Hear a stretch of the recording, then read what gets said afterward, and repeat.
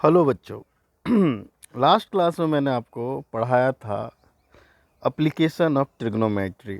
मतलब कि आप कैसे ट्रिग्नोमेट्री को अप्लाई करोगे न्यूमेरिकल में। अभी तक आपने जो कुछ भी सीखा है, जो कुछ भी आइडेंटिटी, वैल्यू, जो कुछ भी सीखा है, उसका अब आपको एप्लीकेशन आना चाहिए। तो एप्लीकेशन का बेसिक्स मैंने आपको बता दिया था कि आपको समझना चाहिए, कुछ बेसिक्स टर्म आपको आना चाहिए। लाइक लाइन ऑफ साइट क्या होता है ना, लाइन ऑफ साइट बताया था आपको। मैंने बताया था कि एंगल ऑफ एलिवेशन क्या होता है और एंगल ऑफ डिप्रेशन क्या होता है।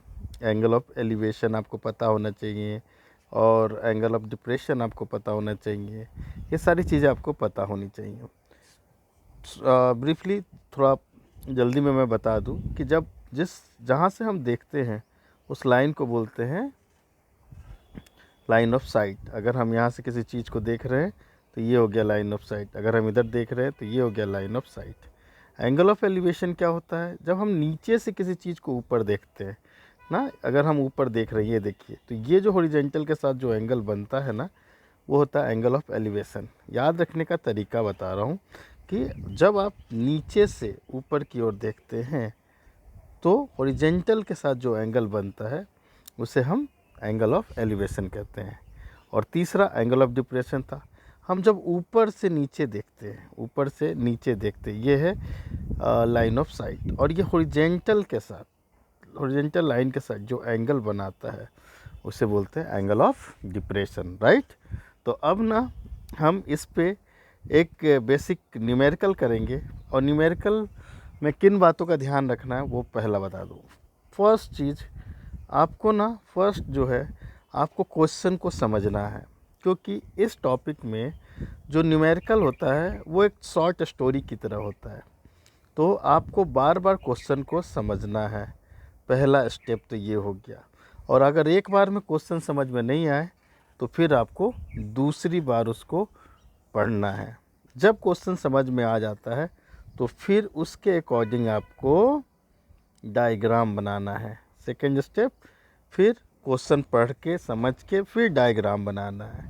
और जब ये दो प्रोसीजर्स हो जाता है, क्वेश्चन समझकर आप जब डायग्राम बना लेते हैं, तब हम क्वेश्चन को सॉल्व करने के लिए स्टार्ट करते हैं। तो ये सारी चीज़ें हम एक क्वेश्चन के थ्रू समझेंगे। और फिर तीसरा जो चीज़ होता है वो होता है टेक्निक, कैसे हम सॉल्व करते हैं। ये तीन चीज़ हम देखेंगे। तो चलिए, फर्स्ट स्टेप क्या है? क्वेश्चन को समझिए। तो मैं यहाँ क्वेश्चन पढ़ दे रहा हूँ, फिर आपको समझाऊँगा। यहाँ पे थोड़ा सा क्वेश्चन कट गया है, कोई बात नहीं, मैं बता दे रहा हूँ। A point on ground, the angle of elevation of the top is 10 meter tall, building is 30 degree. A flag is installed at the top of building. Angle of elevation of the top of flag step from P is 45. Find the length of flag step and distance of the building. एक बार पढ़ा, नहीं समझ में आया, फिर दोबारा पढ़िए, फिर तिबारा पढ़िए, 3 बार पढ़िए, 4 बार पढ़िए, जब तक कि आपको क्वेश्चन समझ में ना आए। अब मैं बता दूं कि ये क्वेश्चन क्या है, आपको मैं क्लियर कर दूं। इसमें एक बिल्डिंग है, राइट। ये देखिए, एक बिल्डिंग है। ये देखिए, मैं डायग्राम बना रहा हूँ। वो जो बिल्डिंग है ना, उसके बेस से कुछ दूरी पे, कुछ डिस्टेंस पे आप जाओगे, उसके बेस से कुछ डिस्टेंस पे, ये बेस है और कुछ ये डिस्टेंस पे एक लड़का बिल्डिंग के टॉप को देख रहा है। तो बिल्डिंग के टॉप को कैसे देखेगा? ये हो गया लाइन ऑफ साइट। और वो जब देख रहा है तो एंगल ऑफ एलिवेशन कितना बन रहा है? एंगल ऑफ एलिवेशन बन रहा है 30 डिग्री। ये देखिए, ये डायग्राम में यहाँ बना हुआ है, फिर भी मैं आपको अलग से समझाता जा रहा हूँ। तो ये बन गया एंगल ऑफ एलिवेशन 30। उसके बाद क्वेश्चन करता है, इसी बिल्डिंग के ऊपर, ये है बिल्डिंग, इसी बिल्डिंग के ऊपर एक फ्लैग है जो लगा हुआ है, फ्लैग जिसकी कुछ हाइट होगी। चलो ठीक है।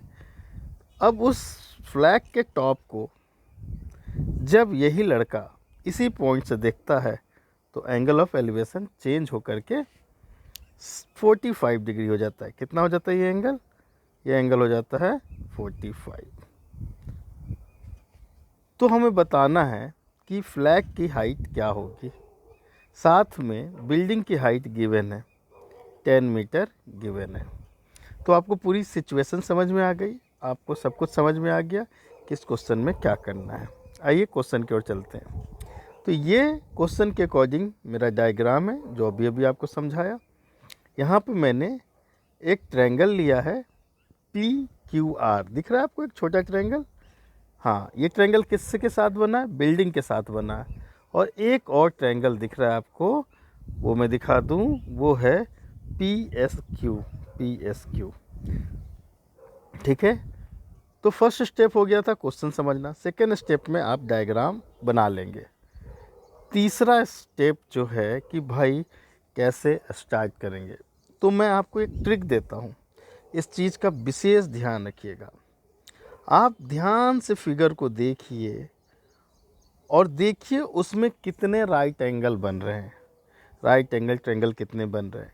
अब आप देखो इस फिगर में 2 राइट एंगल ट्रायंगल बन रहे हैं। पहला एक छोटा वाला, वो है ट्रायंगल PRQ, राइट। और जो दूसरा ट्रायंगल बन रहा है राइट एंगल ट्रायंगल, वो है PSQ। अब हम राइट एंगल ट्रायंगल क्यों ढूंढते हैं? राइट एंगल ट्रायंगल इसलिए ढूंढते हैं क्योंकि हम ट्रिग्नोमेट्री का इस्तेमाल सिर्फ और सिर्फ राइट एंगल ट्रायंगल में कर सकते हैं। इसलिए हमें सबसे पहले डायग्राम में देखना है कितने राइट एंगल ट्रायंगल है। उसके बाद क्या करना है, सेकेंड स्टेप, ठीक है। उसके बाद जब आपको पता चल गया भाई 2 ट्रायंगल है, 3 ट्रायंगल है, उसके बाद देखिए उन दोनों ट्रायंगल का कॉमन साइड कौन सा है। राइट, देखिए यहाँ पे दोनों का कॉमन साइड PQ है। क्या है? PQ। तो ट्रिक नंबर 2, सबसे पहले देखना है कितने ट्रायंगल बनना है, राइट एंगल ट्रायंगल कितने बन रहे हैं। दूसरा ट्रिक हो गया कि दोनों ट्रायंगल का कॉमन साइड क्या है। तो यहाँ पे आपको कॉमन साइड क्या दिख रहा है, आपको कॉमन साइड PQ दिख रहा है। तो दोनों का बेस कॉमन है। तो अब आपको सबसे पहले जो कॉमन है उसको निकालने की कोशिश करनी है, याद रखिएगा। अब वो कॉमन कैसे निकलेगा, तो देखिए छोटा वाला जो ट्रायंगल है, ट्रायंगल PRQ में हम tan थीटा अप्लाई करके बहुत आसानी से उसको निकाल सकते हैं। tan थीटा ही क्यों लेंगे, तो मैंने पहले भी आपको बताया है, tan थीटा होता है P/B। P हमें पता है, जो हमें 10 मीटर है बिल्डिंग की हाइट, और B जो है बेस, वो हमें निकालना है। क्यों निकालना है, मैंने बताया था ना, क्योंकि कॉमन साइड है ये और ये हमारे आगे काम आएगा। तो PQ निकालना है। तो ये परपेंडिकुलर और बेस दोनों कब आता है, या तो tan थीटा में या तो cot थीटा में। चूँकि tan थीटा हम रेगुलर यूज़ करते हैं इसलिए यहाँ tan थीटा लगाएंगे।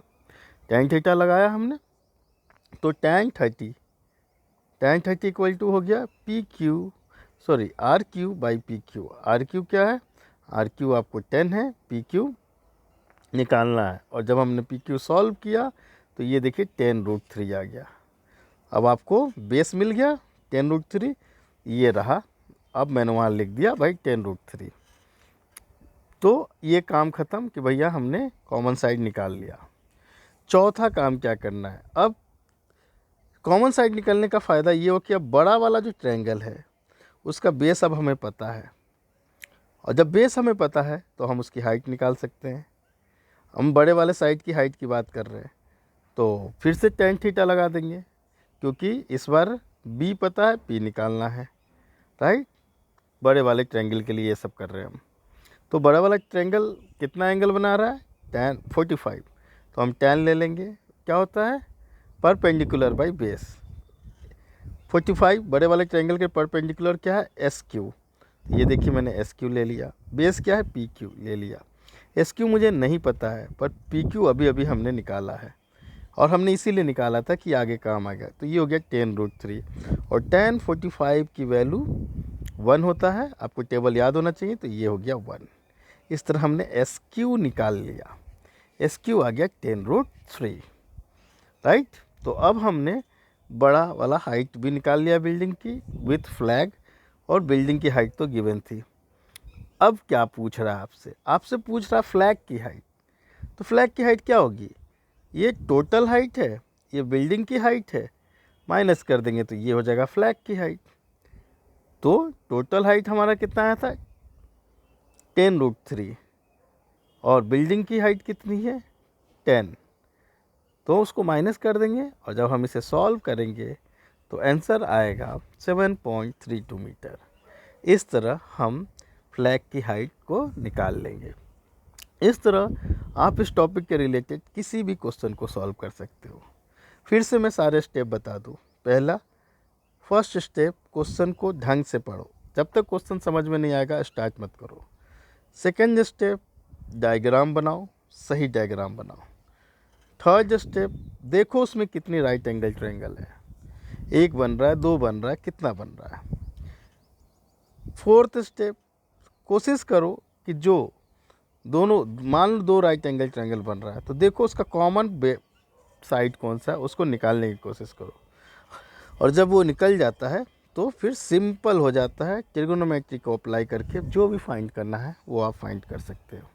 तो बच्चों, उम्मीद करता हूँ आपको ये एक्सरसाइज आपको अच्छा लगा होगा, बहुत कुछ समझ में आया होगा। देखो यार, तुम कमेंट करो, कमेंट ज़रूर किया करो, और वीडियो पूरा देखो, ठीक है ना, तो आपको चीज़ें समझ में आएगी, राइट।